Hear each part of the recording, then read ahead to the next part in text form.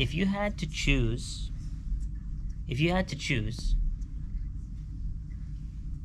for the rest of your life, you could choose. You could be the person that you were 2 years ago, all right? You get to choose for the rest of your life. You get to be the person that you were 2 years ago, or you get to be the person that you are now. What would you choose? Stay. You'd rather stay. Anyone else? I'd rather stay. Yeah, Aisha? Okay. So, I would probably say the same thing. I would rather be the Yusuf that I am now versus maybe, 10 years ago or something. Anis, you said stay. Why did you say stay? Because I know more stuff now than I did 2 years ago. You know more stuff now than you did 2 years ago. Okay, so Anis is saying I'd rather stay where I am now because I know more stuff now. Okay, so what would happen, Anis, if the 7-year-old version of yourself came up to you and was like, all right, Anis, let me tell you what's up. I'm gonna teach you about life. Would you believe him? Let's say the 7-year-old version of yourself came up to you now and started teaching you about life. Let me tell you how the world works. You go, you don't know anything. I know. Would you be more inclined to believe him, or would you be more inclined to just slap him and tell him to go away? Slap. It's not to tell him to go away because he's a child. Okay. The point I'm trying to make is this. This concept of wanting to stay where you are, that's never going to go away. So when you're 16, you're going to say, I want to stay 16. Why? Because you know more, right? You've learned more. You've gone through more experiences. And when you're 20, you're going to want to be 20, and so on and so forth. The point that I'm trying to make is, the point that I'm trying to get to is, imagine, so most of you here are saying I'd rather stay, and it's only been 2 years. Imagine it's like 20. Imagine it's 20 years from now. How much experiences you've gone through. Do you honestly think that you would be better educated and equipped for the world 20 years from now, or now? Yeah, I think it's pretty self-explanatory.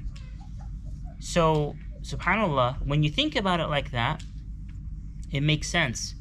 But when we deal with people who are older than us, like our parents or our grandparents, for some reason we're dismissive. We're like, oh, Dad, you don't know what you're talking about.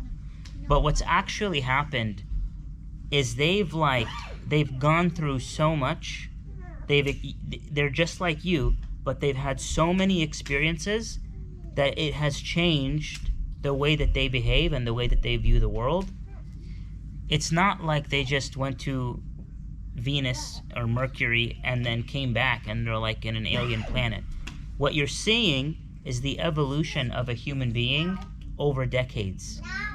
Why am I saying this? Respect your elders, right? Like, the whole point of this is respect your elders. It might seem like they're living on a different planet, but just ask yourself, if someone who was 6 years old came up to me and started telling me, you don't know anything, I mean, I wouldn't even argue with them. I'd just tell them to go away, right? Imagine you trying to tell that to someone who's 20, 30 years older than you. You know what I mean? So the point I'm trying to make is, when Islam says that your obligation to your parents is like priority, you shouldn't even scowl at them. There's a reason behind that.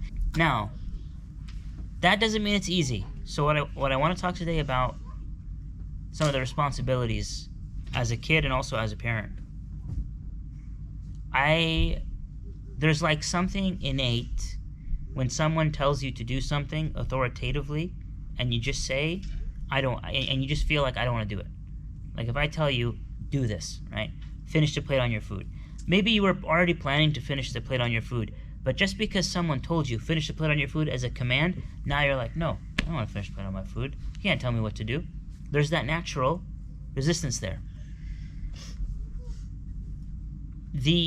Even if there are things that do not seem fair, even if there are things that do not seem like it makes sense, it's your test. Like, you still do them because, like, I still do it because my parent asked. I'm 31 years old. You know what I mean? When my dad wants me to do something that I don't agree with, I still just do it because he's my dad. And I know it may not be what I want to do. And I know that it's frustrating, but it's like a jihad. It's a struggle, right? It's just part of being, it's the relationship. Like, it's, you have to look at it as I'm doing it because it's an obligation. Like, you have to look at it that way. It's not like I'm only going to do it if it makes sense. You know what I mean? Like, you do it because it's an obligation. It's going to be a test. It's going to be a test of patience. It's going to be hard, but it is an obligation. Similarly, as a parent, you know, I have a 2-year-old daughter. It's an incredible test of patience, right? Trying to get her to do things or not do things and not having her listen is an incredible test of patience. So it's on both sides. It's on both sides. So it's not about whether or not what they're asking you to do. If your parents are asking you to do something, it's not about whether it makes sense.